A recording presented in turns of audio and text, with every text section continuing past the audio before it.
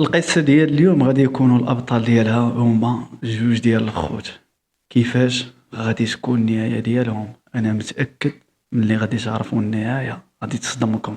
لهذا إلا كان القلب ديالك ضعيف كنصحك ما تتفرجش في هذا الفيديو هذا، أما إلا كان العكس فدير واحد القهيوة والكيد ويلا بينا نمشيو نعرفوا القصة ديال هاد الجوج خوت.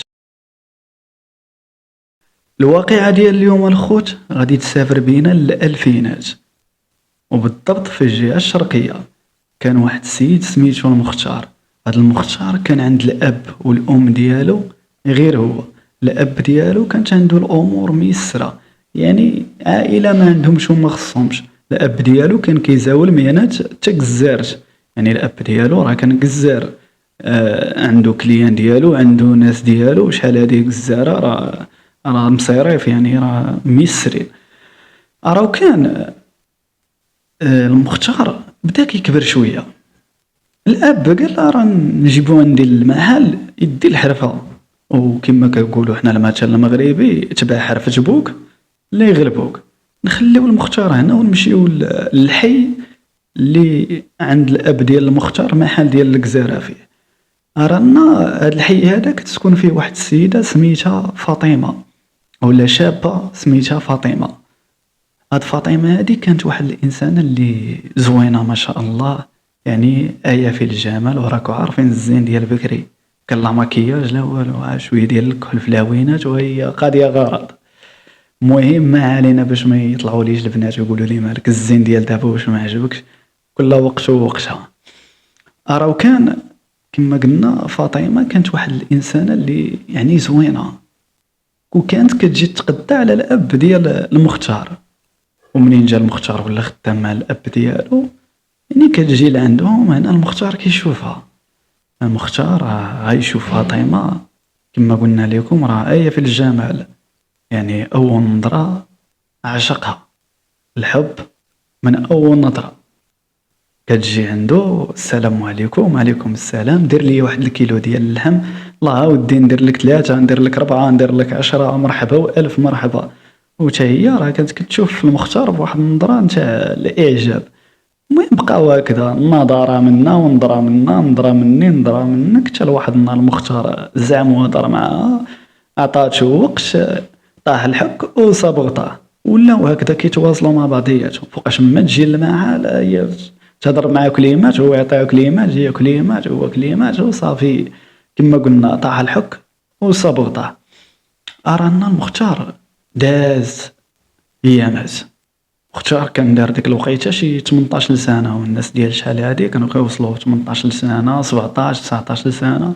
صافي راه كيبغي يتزوج، هو كيبغي يدير وليداتو. هنا المختار غادي يمشي عند الاب ديالو، غادي يقول له الوالد. قال لي الوالد ديالو نعم ولدي. قال له راني بغيت نعمر داري وبغيت نتزوج. الوالد ديالو قال له يا حلولي نزوجك وليدي، هذاك هو النهار الكبير عندي، وانت اللي عندي، وراني بغيت نفرح بك الصراحه ونشوف وليداتك قبل ما يديموا الامانه امانته. وقال له شكون هاد سعيده الحظ؟ قال له ودي راني ديك فاطمه اللي كتجي تقدى عندنا. قال له فاطمه بنت فلان؟ قال له هي هذيك الوالد. قال له راه كتعجبني وباغي نتزوجها وبغيتها للحلال. قال له هي باغياك؟ قال له هي راه باغياني، وراني هضرت انا وياها وكنهضروا انا وياها الاب ديالي. المهم بقات الامور هكذا. الاب ديالو صاي وافق، قال له نزوجك مرحبا. مشى عند الاب ديال البنت، هضر معاها، قال لها ودي راه جينا بغينا نتناسبوا معاكم. الاب ديالها كان كيعرفوا يعني واحد الشخص اللي مزيان وعائله مزيانه، وتا هو يعني فهمت ماشي شي حد اللي خايب ولا اللي كيقولوا عليهم الناس هضره خايبه. ناس اللي مزيانين الله يعمرها دار وما غاديش يلقى بحالهم يتناسب معاهم. فعلا قادوا الامور بعضياتهم، اتفقوا على النهار اللي غادي يمشيو يخطبوا فيه الدريه. وصل داك النهار، مشاو داو المسائل، داو يعني داو القويلبات ديال السكر، داو شويه لحام، شويه هادي شويه هادي شويه هادي. داكشي اللي كيديو الناس الخطوبه. الناس ديال شحال هادي خلينا من دابا كيديو الورد ويديو كاين لا ورد لا والو، القوالب ديال السكور الا كانت الحيمه شويه ديسير شويه هادي وكيمشيو. رانا مشاو خطبوا الدريه فعلا، دازت الخطوبه، داز الامور كلها على ما يرام. باش ما نزيدش نطول عليكم اكثر، مشات الايام وجات الايام وداروا العرس. من بعد ما داروا العرس مختار غادي يمشي يعيش مع والديه، لانه في الاول كان شرط على فاطمه، قال لها ودي انا راه هو اللي عند الاب ديالي وعند الام ديالي، يعني احنا غنتزوجوا غنسكنوا معاهم، انا راه ما نتفرقش على والديا. فعلا فاطمه كتبغيه، ما قالتش فوق كلمته والو، قلت له انا غنكون معاك ونعيش معاك في دما. مشاو فعلا عاشوا مع والديه، الحياة كانت عندهم سعيدة، الأمور غادية على ما يرام. الأب ديال المختار بدا كيعيا، حتى كيجي واحد النهار جلس في الدار قال لي أنا كبرت لك المحل، درت لك الكليان، هادشي كامل درتو على ودك، ايوا الباقي عليك وليدي، انت خدم، انت صرف، انت جيب لينا ما ناكلو. فعلا مختار داكشي اللي دار، ولا كيمشي للمحل ديال الاب ديالو، خدام في داكشي ديال التكزير التجاره، زاد طور من التجاره ديالو، فتح محل اخر دار خدامه فيه، الامور عندهم يسرى وكلشي غادي على ما يرام. حتى لواحد النهار يرجع للدار غيلقى فاطمه فرحانه وما قدها فرحه. قال لها ياك لاباس؟ قلت له ودي راه عندي ليك واحد الخبار اللي غادي تفرحك كيما راه مفرحاني انا. قال لها قولي لي شنو كاين تما؟ قالت له ودي انا راني حامله. المختار داك النهار راه ما قداتو فرحه، اخيرا غادي يجني تمرات الحب ديالو. فعلا فاطمه كانت حامله، داز الحمل ديالها ودازت شهور، جات الوقيته ديال الولاده وغادي تولد، وغادي يكون المولود ذكر، يعني غادي يكون ولد. هاد الولد هذا هو البطل ديال هاد القصه ديالنا، واللي غادي نسميوه عصام. رانا تزاد ليهم عصام. عصام كانت الفرحه ديالو كبيره وما قداتهم فرحه به. المهم داز عام على الولاده ديال عصام، وغادي تعاود تولد فاطمه ولد اخر، وهذا الولد غادي نسميوه سعيد، واللي النهايه ديالو ما غاديش تكون سعيده معنا في هذه القصه. اراو كان مشات الايام وجات الايام، عصام وسعيد بداو كيكبروا. عصام وسعيد بداو يحسوا بكتافهم، كانوا دخلوهم والديهم للقرايه، كانوا كيقراو، الا انه كاين واحد الفرق بيناتهم، وهو عصام واحد الدري اللي ظريف مسالم قراي، دايها في قرايته، دار القرايه قرايه الدار. وسعيد اللي قلنا ما غاديش يكون سعيد في هذه القصه هذه، كان لا علاقه له بالدراسه، يعني القرايه بينه وبينها الخير والاحسان، وكان واحد الدري اللي متعصب، يعني ديما جابت الصداع، ديما مدابز، ديما جايين الناس كيتشكاو منه البواه. المهم ديما مرونه وديما المشاكل. سعيد كانت هذيك هي الحاله ديالو، ديما البلباله، ديما مرونه كما قلنا. راهو كان واحد النهار سعيد ما غاديش يبقى سعيد، سعيد غادي يتبدل، سعيد غادي يزيد قراض على داكشي اللي كان كيدير. شنو دار سعيد اسيدي؟ تعرف على واحد الرفاقه كان يتمشى معاهم، يدبي الرفاقه كيكميو، مره حتى هو كيدير معاهم انشيرات، بقات الامور غاديه عنده هكذا. قرايه ما بقاش قرايه خلاص، القسم كيشوفوه مره في السيمانه. طيب الدراري الغيابات قوى الروايات، قوى الروايات ولاو كيجيبوه حشيشه جوينات. هنا سعيد صافي دخل الميدان، كان عاس نيفي هبط الباش، الدار الناس راه يمشي لها تلف فيها الوقت وما كيدخلش كاع. العكس ديالو عصام قابل قرايتو كما قلنا في الاول، دار مدرسه الدار. كانوا ديك الوقيته وصلوا للتاسعه، هنا في التاسعه عصام يقرا ينجح، سعيد لا، سعيد يسالي التاسعة ديالو يسقط فيها، لأنه كما قلنا كان عطى لصحاب جوينات وما على بالوش هو في القراية كاع. الأب ديالو شدو جبدلو ودنيه قالو شاد المستوى وليت فيه فين هي القراية ديالك. سعيد كان كما قلت لكم دري عصبي وما كيحشم ما كيستحيا. جا من الاخر قال له شوف الوالد، انا قرايه بيني وبينها غير الخير، يعني هاد العام وما غاديش نزيد. قال له انا القرايه اش عندي مع صافي، قالي ما بغاش يدخلها لي الراس مو غادي ندير. المهم الاب ديالو كان عزاز عليه ولادو، واخا هكذاك راه ما كيضربهم ما الى انه كيوبخهم وصل. قال له عرفت وليدي اش دير، قرايه وما بغيتش تقرا، ايوا غادي نديك معايا للمحل شد الحرفه. بغى يدير مع القضيه اللي دار مع با هو، يعني يدي سعيد مع المحل ويشد الحرفه ديال با، يخدم معاه يعاونو فهمت، والامور غاديه ونهار يعيا با راه كلشي ديالو.